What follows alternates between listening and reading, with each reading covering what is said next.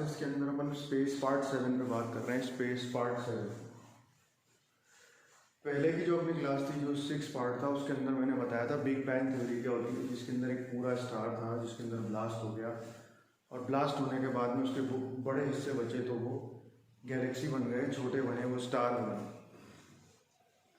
तो big bang तो अपनी हो गई है ख़त्म, बिग बैंग तो अपनी हो गई है ख़त्म। अब आज अपन अर्थ की बात करते हैं, थोड़ी बहुत अर्थ की बात भी कर लेते हैं। जहाँ हम रह रहे हैं उसको कैसे छोड़ सकते हैं उसकी भी थोड़ी बात कर लेते हैं, फिर सोलर सिस्टम पढ़ाएंगे आगे तो अर्थ फिर आएगी, तो आज फिर अपन अर्थ की ही बात कर लेते हैं। तो आज का अपना हिसाब है स्पेस पार्ट 7। तो इसमें सबसे पहली चीज आती है लाइट ईयर। लाइट ईयर क्या चीज होती है? लाइट ईयर क्या चीज होती है?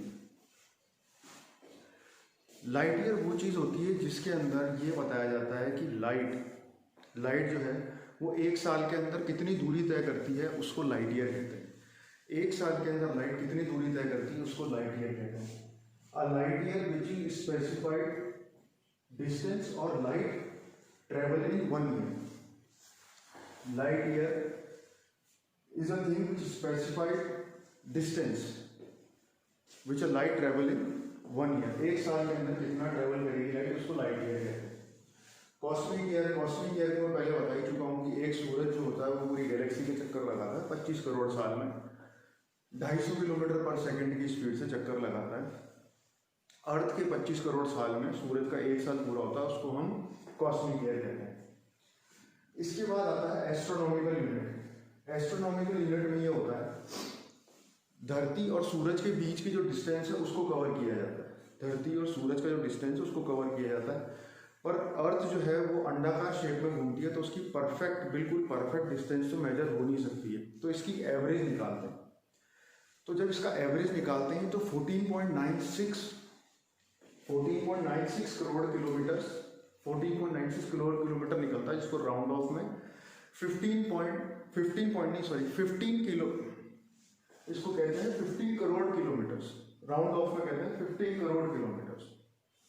जो निकलता है वो होता है 14.96, पर इसको राउंड ऑफ मानते हैं अपन 15 करोड़ किलोमीटर। ये होती है एस्ट्रोनॉमिकल यूनिट, जो उसको अपने को बताती है average distance between earth and sun, because earth revolve around sun in spherical और इलेप्टिकल ऑर्बिट या इलेप्टिकल पाथ। इसके बाद आते हैं फोर्थ के ऊपर। फोर्थ के अंदर आते हैं जब धरती सूरज के बिल्कुल पास में होती है, when earth near to sun is called perihelion. जब धरती सूरज के बिल्कुल पास में होती है उसको हम पेरीहेलियन कहते हैं, और हिंदी के अंदर उसको हम कहते हैं अपसौर। ये स्थिति कब आती है? 3 जनवरी।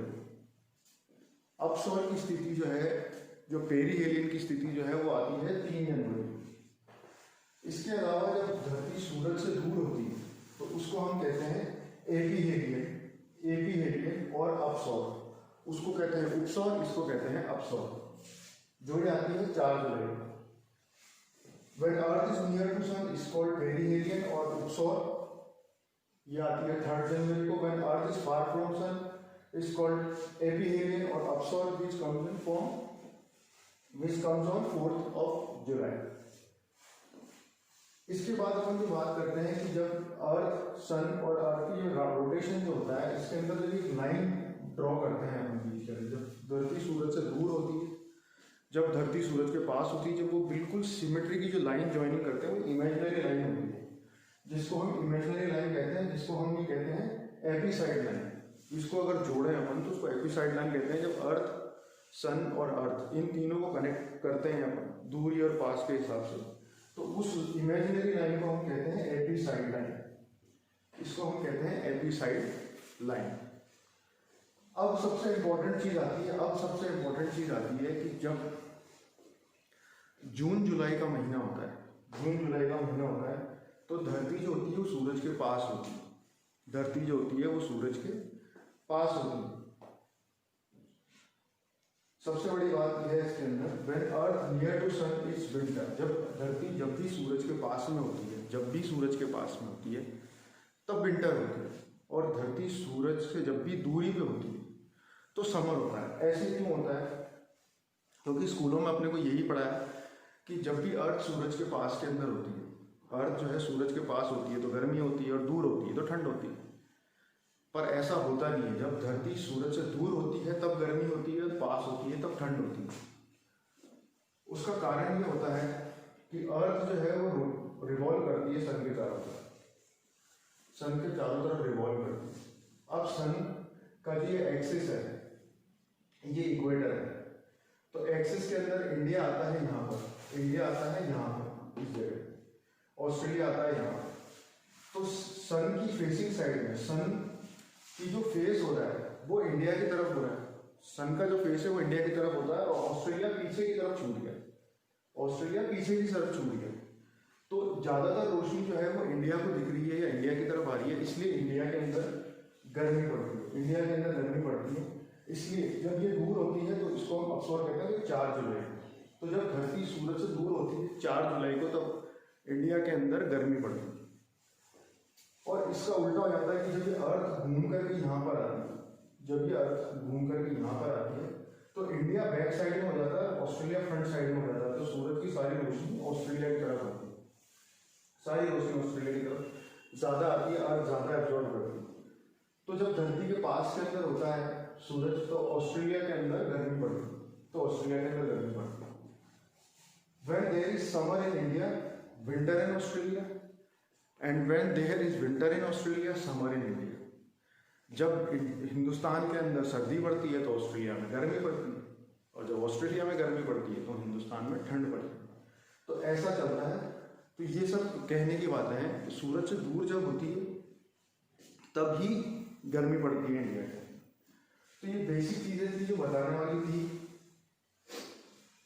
अगले वीडियो के अंदर हो सकता है वो अगला वीडियो शायद शुरू करेंगे सोलर सिस्टम के ऊपर, अगला वीडियो शुरू करेंगे सोलर सिस्टम के अंदर। तो इसको एक बार वापस रिपीट कर लेते। लाइट ईयर क्या होता है? जो कि डिस्टेंस को बताता है, जो कि लाइट एक साल में कितना डिस्टेंस कवर करती है। कॉस्मिक ईयर में होता है सूरज का एक साल, जो धरती का 25 करोड़ साल होता है। एस्ट्रोनॉमिकल यूनिट क्या कहलाती है? एस्ट्रोनॉमिकल यूनिट, एस्ट्रोनॉमिकल यूनिट वो कहलाती है जब धरती सूरज के चक्कर लगाती है तो एवरेज दूरी निकाली जाती है, क्योंकि अर्थ जो है वो इलेप्टिकल शेप में घूमती है, कभी पास कभी दूर। तो इसका अप्रोक्स निकालते हैं अपन तो 14.96 करोड़ किलोमीटर आता है, जिसको हम राउंड ऑफ में 15 करोड़ किलोमीटर मानते हैं। उसके बाद अर्थ रेवोल्यूशन के हिसाब से जब अर्थ सूरज के पास में होती है तो उसको हम पेरिहेलियन कहते हैं या उपसौर कहते हैं, जो कि 3 जनवरी को आता है। जब अर्थ सूरज से दूर होती है तो उसको हम एपीहेलियन कहते हैं या अपसौर कहते हैं, जो 4 जुलाई को आता है।